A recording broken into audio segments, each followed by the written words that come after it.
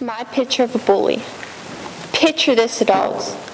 There she is, with her sun-kissed blonde hair tied back in a dainty pink bow.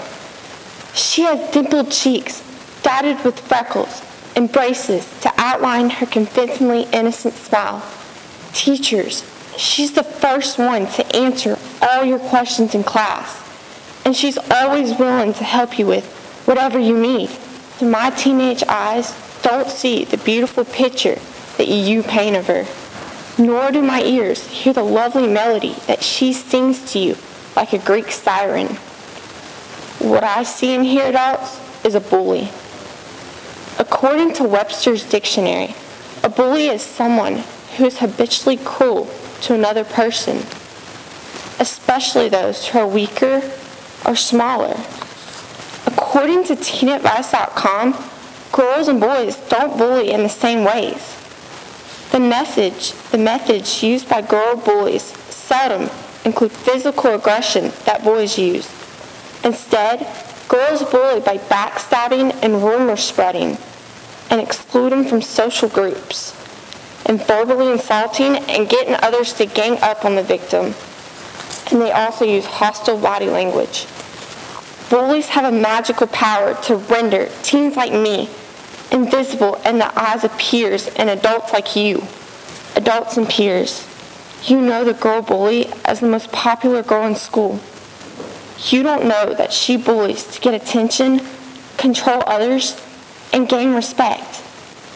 You don't know that the crowd that surrounds her at lunch worries about having an invisibility spell cast upon them, and that's why they go along with her cruelty. You don't know that deep down inside, she's a coward, and that her biggest fear is not being the most popular girl in school. Teens, stand up for what you know is right by remembering this quote: what's popular isn't always right, and what's right isn't always popular. If we all stand up to the bully, the only one she can make invisible is herself, because we'll all be able to see right through her. There are bad things going wrong in the community today. There is our environment, crime, and the economy. Social responsibility in our community means cleaning our streets so our community can be cleaner. It's not just our streets that are dirty, but it's also our parks and our lakes. For example, people will just throw all kinds of trash in our parks. If we encourage more use of these free areas, we could also help with childhood obesity and therefore lead to better health. That's why we must pick up trash from around the parks. We should also clean our lakes as well. If the lakes are cleaner, then the beach would be a better place for us to play in. Besides cleaning our community, there's also something else that people should be doing to take care of our community, and that is for people to stop crime. Crime has been increasing in our community so much that it is not a shock to us when we hear it on television.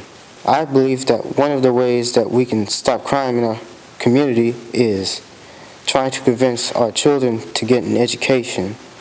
A lot of children have been dropping out of school or getting expelled out of school. And when they do drop out of school, it becomes difficult for them to get a job, so they turn to doing crime-related things. If there would be less crime, then the people of our community would think that this community would be a better place. It's important to do our part to help the community so we could have a better place for us to live in. I don't have to look far to realize that my nation is in turmoil. I turn on the evening news and hear about a child being abducted or a teenager being killed because of gang violence. We can all recognize that the state of our country is bad and progressively getting worse. Every day we are losing youth to gang violence, random murders, and suicides. When one hears this kind of information, they may wonder, what is there that can be done to end this web of violence stretching from coast to coast of our nation? Many after-school programs have been established to keep kids off the streets, provide a safe, positive environment. These programs have all proved extremely effective in the reduction of violence in their vicinity. Wouldn't it be great to be able to use agriculture to reach today's disadvantaged youth? The FFA mission is to make a positive difference in the lives of students by developing their potential for premier leadership, personal growth, and career success through agricultural education. Already, we are seeing numerous attempts at establishing agriculturally related programs for disadvantaged youth. In addition to after-school programs and summer programs involving some form of agriculture, there are many in-school student-to-student programs being used as an intervention. In my school, a very big part of our FFA program is Partners in Active Learning Support, or PALS. In PALS, we work with the students on a variety of literacy skills while also incorporating a lesson about agriculture. Results have been compared and prove that testing scores have gone up dramatically since PALS began. A very big program that is used to reach teens through agriculture is the Food Project. The Food Project's mission is to grow a thoughtful and productive community of youth and adults from diverse backgrounds who work together to build a sustainable food system. The program works with hundreds of teens annually to farm on 37 acres of land in eastern Massachusetts. The program's focus is identifying and transforming a new generation of leaders by placing teens in unusually responsible roles with deeply meaningful work. If we could all realize the urgency and importance of this matter of life and death for so many, we could truly take a stand for our youth today and make the first steps in ending this war raging in our nation. Thank you. It takes a village means we need support from our community, school, and home in a collective effort to optimize the social, emotional, and academic outcomes of all young people. The term originated from the Nigerian Igbo culture and proverb, Ora na azu noa, which means it takes a community and also a village to raise a child. A social responsible community's unique contribution is in identifying the social and emotional capabilities that all young people need to acquire in order to be successful, but also to be successful in school, experience well-being, and have positive relationships, including making contributions to others and also their community. The responsibility for raising a child is shared with the larger family, sometimes called the extended family. Even the wider community gets involved with such neighbors and friends. The multiple uses of this Nigerian proverb show the timeliness and relevancy of African proverbs in today's world, the future of children today, and the building of family foundations. We, as a caring society, need to take responsibility for ending moral illiteracy.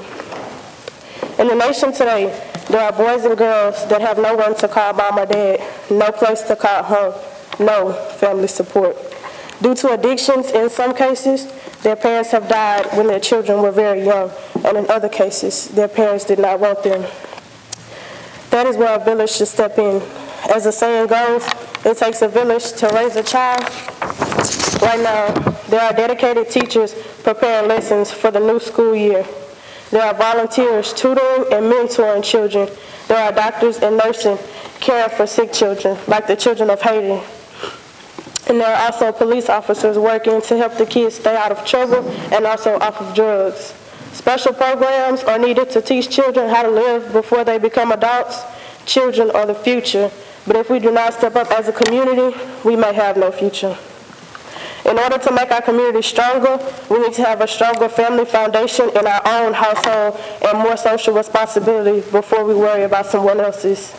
It's true that it takes a village to raise a child, but yet our children are still falling through the cracks. Thank you.